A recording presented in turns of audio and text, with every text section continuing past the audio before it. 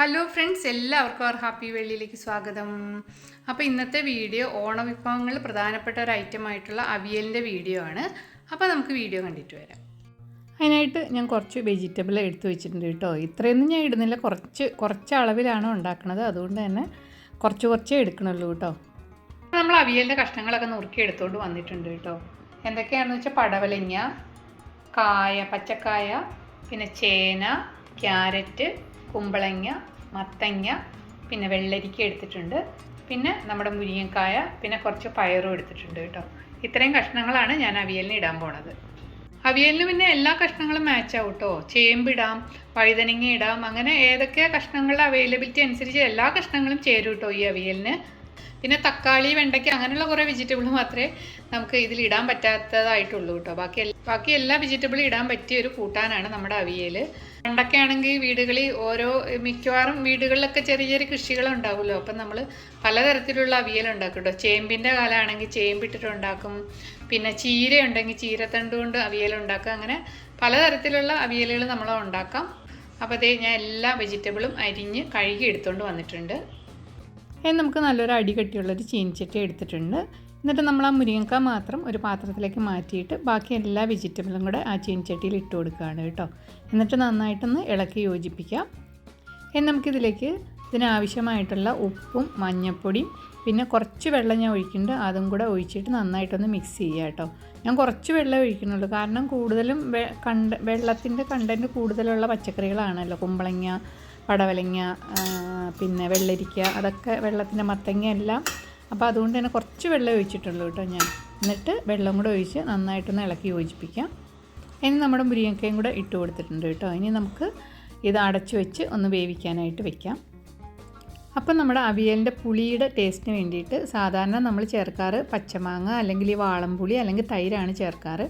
ചില ആൾക്കാർ ഈ പച്ചമാങ്ങയുടെ ഒപ്പം തന്നെ തൈര് ചേർക്കും, ചില ആൾക്കാർ പുളിയും തൈരും കൂടെ ചേർക്കും. ഞാൻ പക്ഷേ ഏതെങ്കിലും ഒരെണ്ണേ ചേർക്കാറുള്ളൂ കേട്ടോ. ഇത് ഓരോന്ന് ചേർക്കുമ്പോഴും ഡിഫറെൻറ്റ് ടേസ്റ്റാണ് കേട്ടോ. തൈര് ചേർത്താൽ വേറൊരു ടേസ്റ്റ്, പുളി ചേർത്ത് കഴിഞ്ഞാൽ വേറെ ടേസ്റ്റ്, പച്ചമാങ്ങ ചേർത്ത് കഴിഞ്ഞാൽ വേറെ ടേസ്റ്റ്, അങ്ങനെയാണ് കേട്ടോ. ഇത് എല്ലാവർക്കും അറിയാവുന്നൊരു കാര്യം തന്നെയാണ്, എങ്കിലും ഞാൻ പറഞ്ഞു എന്നേ ഉള്ളൂ കേട്ടോ. ഞാൻ ഇന്ന് ചേർക്കാൻ പോകുന്നത്, പുളിയുടെ ആവശ്യത്തിനായിട്ട് ഞാൻ ചേർക്കാൻ പോകുന്നത് നമ്മുടെ വാളംപുളിയുടെ പുളിയാണ്. മാങ്ങയാണെങ്കിൽ ഏറ്റവും നല്ലത് മൂവാണ്ടൻ മാങ്ങയുടെ എന്താ പറയുക, ഒരു ചെനച്ചൊരു പരുവമുണ്ട്, ഒരു യെല്ലോയിഷ് കളർ വരുന്ന ആ ഒരു പരുവത്തിൽ ചേർത്ത് കഴിഞ്ഞാൽ നല്ല ടേസ്റ്റാണ് കേട്ടോ.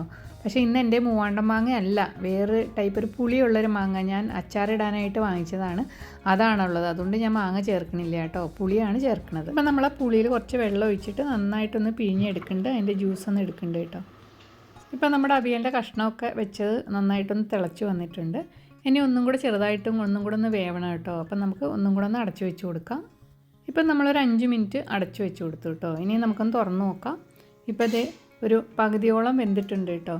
ആ വെള്ളമൊക്കെ നന്നായിട്ട് നമ്മൾ ഒഴിച്ചതിനേക്കാളിലും ഇപ്പോൾ ക്വാണ്ടിറ്റി വെള്ളമുണ്ട്, കാരണം വാട്ടർ കണ്ടൻറ്റ് കൂടുതലും ഉള്ള വെജിറ്റബിളാണ് നമ്മൾ കുറേ ചേർത്തത് കേട്ടോ. അപ്പം ആ വെള്ളമൊക്കെ ഇറങ്ങി വന്നിട്ടുണ്ട്. ഇനി ഒന്നും കൂടെ ഒന്ന് വെന്ത് വരികയും വേണം, പിന്നെ ആ വെള്ളമൊക്കെ ഒന്ന് വറ്റുകയും വേണം കേട്ടോ. ഇനി നമുക്ക് ഇത് അരപ്പിനായിട്ടുള്ള നമുക്ക് നാളികേരം, പിന്നെ കുറച്ച് പച്ചമുളക്, പിന്നെ ഒരു കളറ് കിട്ടാനായിട്ട് കുറച്ച് മഞ്ഞൾപ്പൊടി ഇട്ടിട്ടുണ്ട്, പിന്നെ ജീരകം, അതും നമുക്കൊന്ന് ചതച്ചെടുത്തുകൊണ്ട് വരാം. ഇപ്പം നമ്മളതൊന്ന് ചതച്ചെടുത്തുകൊണ്ട് വന്നിട്ടുണ്ട്. ഇപ്പോൾ അതേ നമ്മുടെ അവിയലിൻ്റെ കഷ്ണങ്ങളൊക്കെ നന്നായിട്ട് വെന്ത് ആ വെള്ളമൊക്കെ ഒന്ന് വറ്റി വന്നിട്ടുണ്ട് കേട്ടോ. ഇനി നമുക്ക് നമ്മുടെ പുളി പിഴിഞ്ഞ് വെച്ചത് ചേർത്ത് കൊടുക്കാം കേട്ടോ. അതും ചേർത്ത് കൊടുത്ത് നന്നായിട്ടൊന്ന് ഇളക്കി യോജിപ്പിക്കാം. ഇനി ആ പുളിവെള്ളമൊക്കെ ഒന്ന് ആ കഷ്ണങ്ങളിലൊന്ന് പിടിക്കട്ടെ, നമുക്കതൊന്ന് അടച്ചു വെച്ച് കൊടുക്കാം.